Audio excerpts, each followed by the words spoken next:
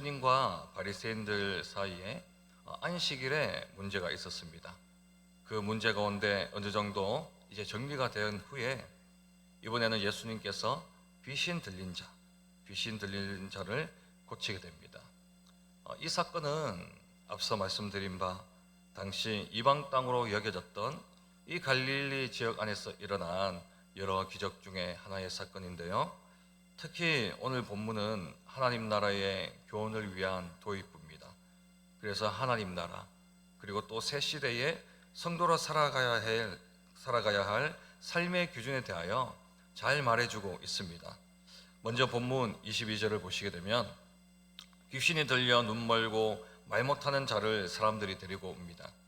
말씀에 따르면 예수님은 이 귀신 들린 자를 고쳐주셨는데요. 당연히 그 안에 있는 귀신을 내쫓으심으로 그 육체의 모든 질병을 고쳐주셨습니다. 그런데 이 귀신 들린 자를 고치시는 이 하나의 사건에서도 예수님 주변에 있던 무리들은 각각 다른 시각을 가지고 각각 다른 해석을 하게 됩니다. 23절을 보시게 되면 무리가 다 놀라 이르되 이는 다윗의 자손이 아니냐며 예수님을 서서히 다윗의 자손 누구입니까? 바로 메시아로 보기 시작했다는 것을 우리는 알 수 있습니다. 예수님을 다윗의 자손 메시아로 본 무리가 있는 반면 그런데 예수님을 다윗의 자손이 아니라 다른 존재로 본 사람들이 있습니다. 그렇기에 우리는 이 새 시대를 살아가면서 삶의 가장 중요한 원칙 중 하나는 이 다윗의 자손이라는 그 예수님을 올바로 본 예수님을 제대로 알아야 하는 그러한 무리, 예수님을 제대로 알며 살아가는 것이 너무너무 중요하다는 것입니다. 그러나 예수님을 다윗의 자손으로 고백한 무리들과는 달리 24절을 한번 보시게 되면 이 바리새인들이 등장합니다. 바리새인들은 이 듣고 이르되 이가 귀신의 왕 바알세불을 힘입지 않고는 귀신을 쫓아내지 못한다라고 합니다. 즉 바리새인들은 예수님 당시에 블레셋 지역의 대표 신이었던 이 바알세불, 이 파리 신이었던 이 바알세불을 그렇게 예수님이 바알세불의 힘을 입었다. 즉 귀신에게 힘을 입었다. 왜냐하면 나중에 이 바알세불은 마귀에게 그 의미가 전가됩니다. 그래서 마귀의 신, 즉 귀신의 왕이라는 별명을 가지고 있는 것이 바로 바알세불입니다. 그렇기에 바리새인들은 예수님을 다윗의 자손으로 본 것이 아니라 그냥 귀신에 속한 자, 사단에게 속한 자로 보게 된 것이죠. 특히 이 바리새인들과 서기관 그리고 이 대제사장의 무리들은 늘 동일한 목적을 가지고 있었는데요.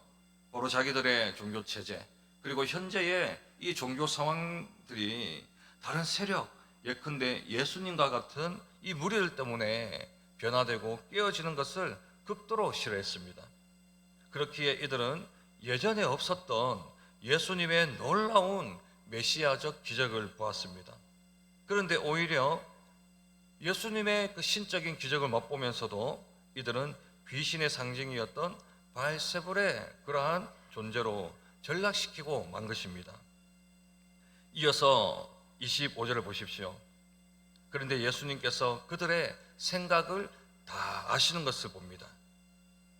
그들의 생각이 무엇입니까? 우리가 읽지는 않았지만 본문 14절을 거슬러 올라가 보십시오. 바리새인들이 나아가서 어떻게 하여 예수를 죽일까 의논을 합니다. 그렇습니다. 그들의 생각은 바로 예수님을 죽일 음모를 꾸미는 겁니다. 이 얼마나 어리석고 황당한 생각입니까? 자신들이 그토록 기다리는 존재가 누군데요? 바로 메시아입니다. 로마에서 이스라엘을 해방시킬 메시아. 그리고 메시아가 도래해서 이 땅에서 또 그리고 하나님의 나라가 이 땅에서 이루어지는 것을 원하는 것인데 그 중에 가장 중요한 역할을 하는 것이 바로 메시아입니다. 메시아가 와야 되는 겁니다. 그런데 메시아가 왔음에도 불구하고 이들은 어리석고 황당한 생각을 합니다. 곧 예수님께서 메시아로 구원자로 오셨고 그 신적인 능력을 보여주셨음에도 어떤 무리들은 예수님을 메시아로 알기 시작했고 인식하기 시작했고, 바리새인들과 같이 어리석은 무리들은 메시아를 한낱 귀신에 속한 자로 그렇게 알고 있는 것이지요. 특히로 바리새인들은 병자들을 죄인 취급했습니다. 오히려 믿음이 좋다고 자처했던 이 바리새인들이 그들보다, 이 병자들보다 예수를 더 알지 못하는 그러한 어처구니 없는 상황들이 지금 벌어지고 있는 겁니다. 이렇게 바알세불을 거론하며 예수님을 메시아로 인정하지 못하는 이 무리들에게 예수님은 바른 진리로 반박을 하시는데요, 바로 25절에서 26절을 이어서 보시게 되면 이렇습니다. 예수께서 그들의 생각을 아시고 이르시되 스스로 분쟁하는 나라마다 황폐하여질 것이요 스스로 분쟁하는 동네나 집마다 서지 못하리라. 만일 사탄이 사탄을 쫓아내면 스스로 분쟁하는 것이니 그리하고야 어떻게 그의 나라가 서겠느냐라고 그렇게 반박을 하시죠. 여기서 그의 나라가 어디입니까? 바로 사단의 나라입니다. 공중 권세 잡은 사단의 나라를 이야기하는 겁니다.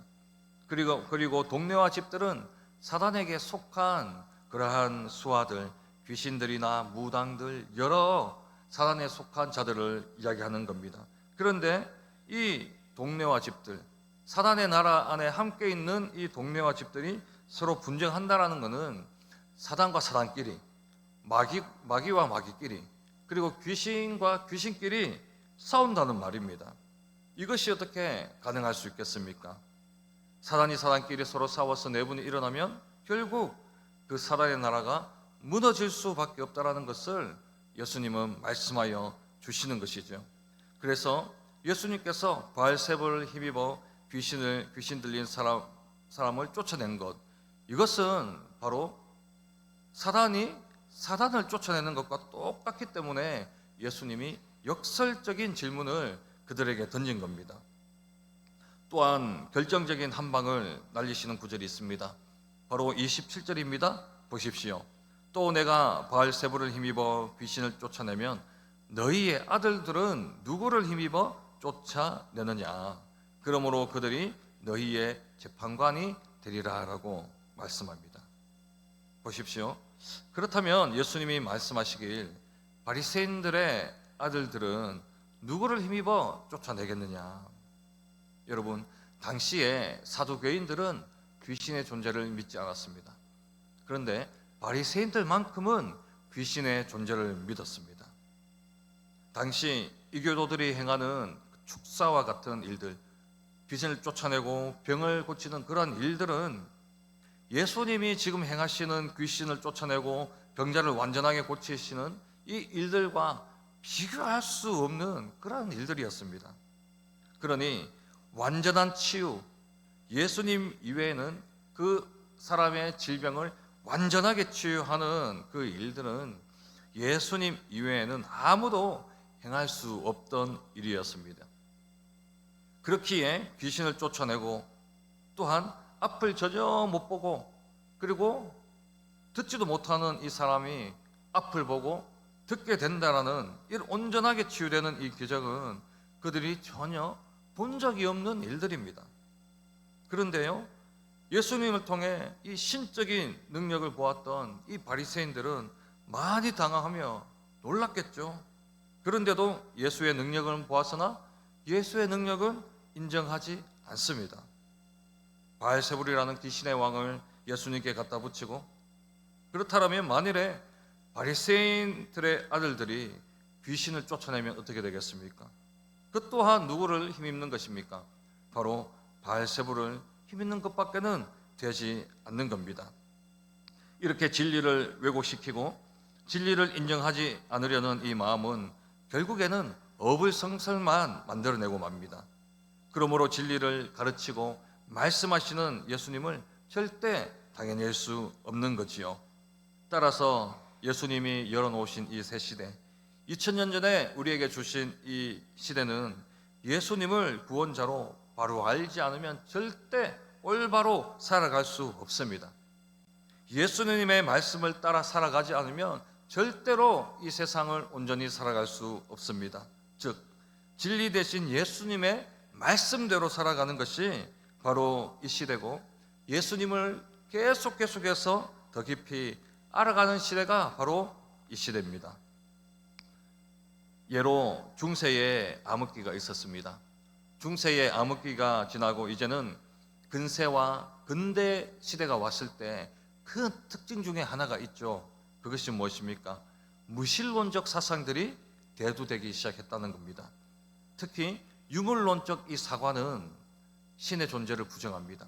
특히 하나님의 존재를 부정합니다. 만물의 근원을 물질로 보았던 거예요. 그리고 이 물질의 작용이나 물질의 산물로 통해 이 만물이 돌아간다라고 그렇게 설명합니다. 모든 만물의 근원이 누구십니까? 바로 우리 예수님입니다. 하나님께서 계획하신 것들을 우리 예수님께서 진리의 말씀으로 이 모든 세상을 창조하셨습니다. 그럼에도 불구하고 창조주이신 하나님을 철저히 배제한 이 유물론적 세계관은 우리가 잘 아는 마르크스주의, 사회주의, 공산주의와 같은 반기독교적 무리와 나라들을 만들어냈습니다. 이들은 유토피아를 꿈꿨습니다. 그런데 이 모든 인간들이 모두 행복하게 잘 살길 원했지만 예수님을 모르고 예수님 말씀대로 행하지 않고 아무리 자기들이 뜻에 맞는 이념과 사상을 만들어낸다 하더라도 그 결과가 어떻습니까? 힘 있는 나라가 이 세상을 지배한다는 제국주의가 다시 대두되기 시작합니다. 세계대전이라는 이 무서운 전쟁과 그 히틀러의 유대인 학살과 장애인 학살이라는 비극을 만들어냈습니다. 하나님이 없기 때문에 이 장애인은 한낱 돈으로밖에 생각하지 않았습니다. 장애인을 섬기는 이 돈이 너무너무 아까웠던 것입니다. 그래서 수많은 장애인을 죽여서 돈을 확보했던 것이 바로 히틀러입니다. 이 유물론입니다. 예수님을 알지 못하는 자들의 행동이었습니다. 결국 바리새인들처럼 참된 진리를 알지 못한 채 자신들만의 논리와 사상이나 법을 만들어내며 결국엔 어리석음 속에 살아갈 수밖에 없고, 자신뿐만 아니라 이 땅 전체가 고통과 비극만을 불러온다는 것이 증명되고 있습니다. 역사적으로 증명되고 있지 않습니까? 그러므로 예수님의 시대, 예수님이 다시 오신 2000년 전에 열어놓으신 이 시대는 반드시 예수님을 알아야 복된 인생을 살 수 있습니다. 그리고 교회가 살아있는 나라가 부강해지는 것이 바로 이 시대입니다. 당시 로마 시대처럼 힘있고 권력있고 고도화된 문화와 문학이 있어서 복되고 축복된 나라가 아니라 하나님을 바로 아는 성도가 있는 나라, 하나님을 바로 아는 교회가 있는 나라, 이런 나라가 축복된 나라고 부강하게 되고 그런 나라가 잘 살 수 있고 하나님의 기쁨이 되는 시대, 그 시대가 바로 오늘날의 지금 시대입니다. 그리고 새 시대에 중요한 또 하나의 삶의 원칙이 있습니다. 그것은 바로 본문이 말하는 성령과 함께하는 삶입니다. 28절을 보십시오. 그러나 내가 하나님의 성령을 힘입어 귀신을 쫓아내는 것이면 하나님의 나라가 이미 너희에게 임하였다라고 그렇게 말씀하십니다. 이제 예수님은 자신의 능력이 어디서 온 것인지 분명히 말씀합니다. 바로 성령입니다. 성령의 능력이었습니다. 바리새인들은 성령의 능력보다는 자신들이 행하는 그 율법의 행위를 믿었습니다. 율법의 행위로 하나님 나라에 들어갈 수 있다, 하나님 백성이 된다라고 믿었습니다. 그러나 그들의 믿음과는 전혀 달리 예수님께서는 율법이 아니고 바로 성령이라고 강조하십니다. 29절에 예수님은 비유를 드시며 사람이 먼저 강한 자를 결박해야 그 자의 집에 들어가 강탈을 할 수 있다라고 말씀합니다. 강도의 비유를 든 것이죠. 여기서 강한 자는 곧 사탄 마귀를 이야기합니다. 그리고 그 집은 곧 이 세상을 이야기하는 것입니다. 즉 마지막 때에 예수님께서 모든 사탄 마귀를 결박해서 무저갱에 던져 넣으시고 그리고 결국 이 세상을 심판하시리라는 그러한 비유이지요. 왜 그렇게 했습니까? 예수님은 이 세상에 오셔서 구원자이실 뿐만 아니라 이 세상을 심판하시는 심판자로서 이 모든 세상의 모든 것의 주인이 되신다는 것을 오늘 말씀하여 주는 겁니다. 이 시대의 수많은 나라들이 로마 황제를 믿었습니다. 유대인들조차도 로마 황제에게 세금을 꼬박꼬박 내며 로마가 자기를 지켜줄 것이다 라고, 자기를 구원해 주실 거라고 그렇게 믿는 시대였습니다. 그리고 이 바리새인들은 율법이 자기를 구원해 준다라고 그렇게 안타까운 생각을 하고 있는 것입니다. 그러니 예수님께서 이 말을 하신 것이죠. 사람이 먼저 강한 자를 결박해야 그 자의 집에 들어가 강탈을 할 수 있다. 누구입니까? 이 세상에서 가장 위대하시고 가장 강력하신, 가장 능력 있으신 그 예수님. 예수님이 아니면 절대로 우리들은 이 세상에서 살아갈 수 없고, 또한 이 세상에서 심판하시는 그 심판을 받을 수밖에 없다라는 겁니다. 그 중요성이 30절에서도 이어지고 있지요. 더 정확히 말씀하십니다. 나와 함께 아니하는 자는 나를 반대하는 자요, 나와 함께 모으지 아니하는 자는 해치는 자라고 말씀하십니다. 그리고 성령과 사탄은 절대 할 수 없는 것을 우리는 압니다. 사탄은 인간을 속이지만 성령은 인간에게 진리를 가르치십니다. 즉 성령과 사탄은 협력 관계가 아니라 바로 대적 관계인 겁니다. 그래서 예수님께서는 이제 나와 함께 하라라고 이야기하고 있습니다. 사탄과 함께하면 망한다라고 이야기하고 있습니다. 그래서 이 시대는 물질과 명예와 또 그리고 자신의 달란트가 주인공이 되고 주류인 세상이 아니라 바로 예수님과 함께하는 자가 주류이고 주인공인 세상이 되었다는 것을 말씀해 주는 겁니다. 갈라디아서 5장 17절에 육신의 소욕은 성령을 거스리고 성령의 소욕은 육신을 거스린다라고 분명하게 말하고 있습니다. 우리 안에는 성령의 소욕과 육신의 소욕이 서로 겨루고 서로 거스리고 있습니다. 그러므로 우리는 육신이 아니라 성령과 함께 동행해야 된다는 것이지요. 절대로 진리를 반대하거나 거부해서는 안 됩니다. 만일 그렇게 하지 않는다면 이 말씀처럼 예수님의 대적자가 될 뿐입니다. 예수님은 알곡을 모으시는데 우리는 알곡을 이리저리 해치고 흩어버리는 자가 되고 만나라는 겁니다. 31절과 32절을 보십시오. 예수님이 이렇게 말씀하십니다. 그러므로 내가 너에게 이르노니 사람에 대한 모든 죄와 모독은 사하심을 얻되 성령을 모독하는 것은 사하심을 얻지 못하겠고, 또 누구든지 말로 인자를 거역하면 사하심을 얻되 누구든지 말로 성령을 거역하면 이 세상과 오는 세상에서도 사하심을 얻지 못하리라 라고 그렇게 말씀하고 있습니다. 성령을 아주 중요하게 강조하고 있습니다. 이 성령을 너무너무 중요하게 강조하고 있습니다.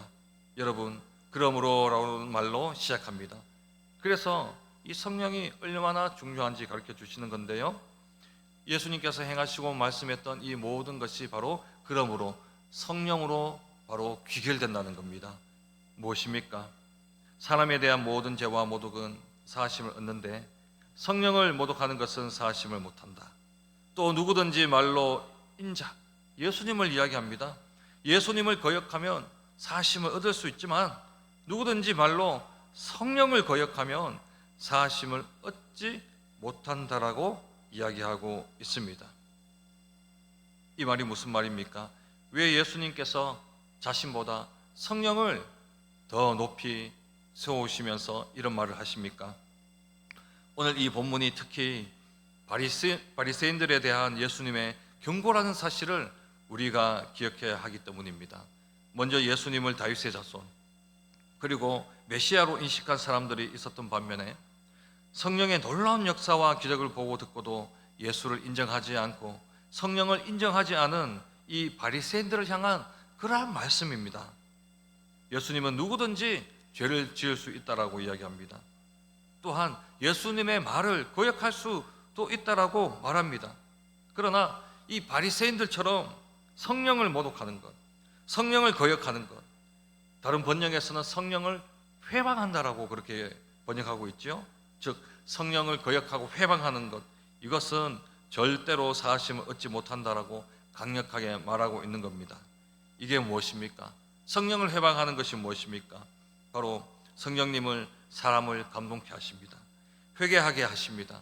이런 분이 바로 성령님이신데, 이 성령의 역사를 보고도 듣고도 도무지 회개하지 않고 거부하는 이들에게는 죄 사함의 기회조차도 없는 것입니다. 오히려 예수님을 어떻게 죽일까 의논하는 자들이 어떻게 하나님 나라에 이들이 들어갈 수 있겠습니까? 사도행전 5장 3절에 베드로가 아나니아에게 어찌하여 사탄이 내 마음에 가득하여 성령을 시험하느냐라고 책망합니다. 이 아나니아는 성령을 시험하여 죽임을 당합니다.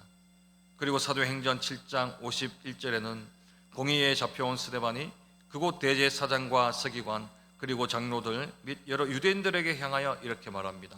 목이 곧고 마음과 귀에 할례를 받지 못한 사람들아, 너희도 너희 조상과 같이 항상 성령을 거스르는도다라고 그렇게 경고합니다.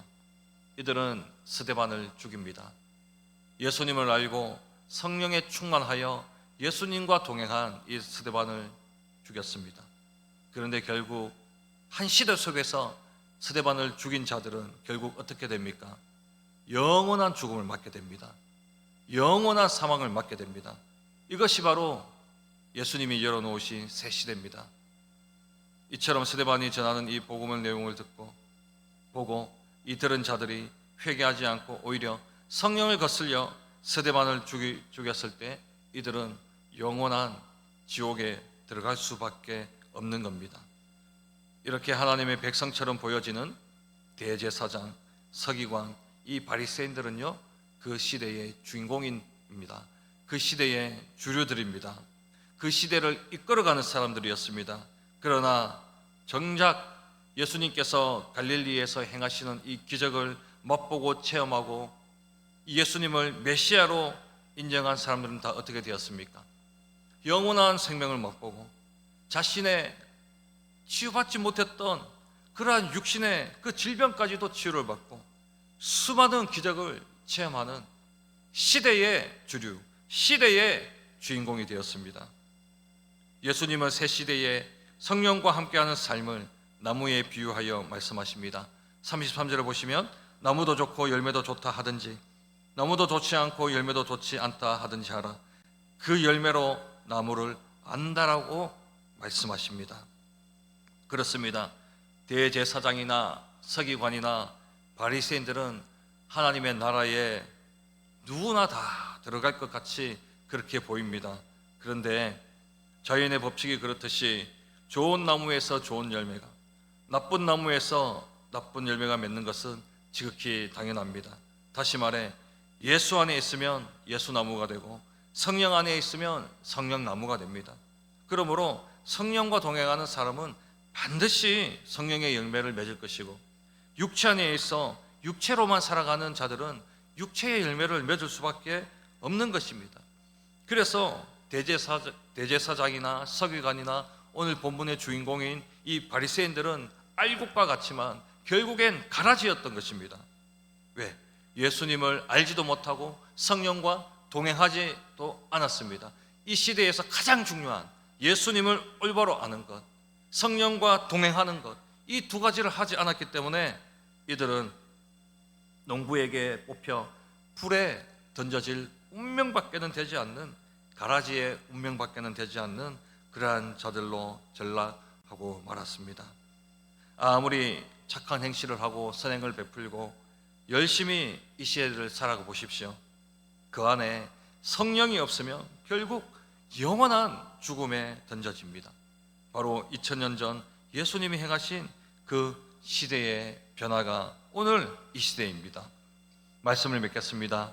예수님은 2000년 전 힘과 권력과 육신의 소욕이 지배하는 이 로마 시대에 오셨습니다. 그러나 로마 시대가 아니라 예수님 시대, 성령 시대, 새 시대를 여셨습니다. 온 세계가 로마 앞에 엎드리고 절하고 찬양하고 로마를 구원자라고 생각할 때 바로 예수가 전부인 시대, 예수가 구원자이시고 심판자이신 시대, 그리고 성령과 함께하는 자들이 주인공인 시대로 변화시켜 주셨습니다. 바로 우리와 같이 예수님을 바로 알며 성령이 우리 안에 있어 늘 성령과 동행하는 성도와 교회가 이 새 시대를 이끌어가는 주인공들이며 주역들이라고 오늘 이 시간 우리에게 말씀하고 계십니다. 바라기는 우리가 이제 할 것은 예수님을 바로 알고 말씀 안에 담겨있는 복음이 삶의 실제가 되도록 살아가는 것입니다. 그것은 우리의 힘으로 우리의 노력으로 되는 것이 아닙니다. 오직 성령의 능력으로만 가능한 것입니다. 여러분, 세상은 거듭하여 변화합니다. 우리가 늘 세상이 거듭하며 변화하면 변화할수록 교회는 더욱더 쇠퇴의 길을 걸어갔습니다. 왜 그럴까요? 예수님을 알지 못하는 시대가 되었기 때문입니다. 성령과 동행하지 않는 시대가 되었기 때문에 중세 시대를 지나서 시대가 거듭하면 거듭할수록 이 시대는 배교하는 일들이 많아집니다. 적그리스도가 출현하는 일들이 많아집니다. 마지막 종말의 징조가 곳곳에서 일어나게 됩니다. 그러나 아무리 시대가 변하더라도 여러분, 성령 예수님을 바로 알고 성령과 동행하는 성도는 절대로 두려워하거나 넘어지지 않습니다. 오히려 구원의 하나님으로 인하여 찬송하게 되며 기뻐하게 됩니다. 그래서 바라기는 모이신 모든 성도님들과 자녀들이 이 시대는 변화해도 그 시대를 살아가시는 동안 예수 안에서 성령 안에서 늘 영생을 누리며 주님과 더불어 살아가시는 큰 은혜 있으시길 간절히 바랍니다. 기도하겠습니다. 우리에게 새 생명을 주시고 새 날을 허락하시고 새 시대를 열어주신 하나님 아버지, 이 세상은 늘 변하고 사람들은 교회를 떠납니다. 그러나 우리들은 예수님을 더 알길 갈망합니다. 성령님과 더 동행하길 소망합니다. 오 주님, 바리새인들과 같이 영의 눈이 어두워 주님을 보지 못하는 안타까운 자들이 되지 않게 도와 주옵소서. 늘 말씀과 기도로 깨어서 성령의 충만함으로 이 시대를 살아갈 수 있게 은혜 베풀어 주옵소서. 특별히 우리를 복음의 증인으로 부르셨는데 이 시대 가운데 예수님처럼 복음의 능력을 나타내며 복음이 실제가 되는 삶을 살아갈 때에 우리를 통해 이웃들이 예수께 돌아오며 하나님의 영광 받으시는 새 시대의 새삼 살아갈 수 있는 인동교회 모든 성도와 자녀를 되게 하여 주옵소서. 예수님의 이름으로 기도합니다. 아멘.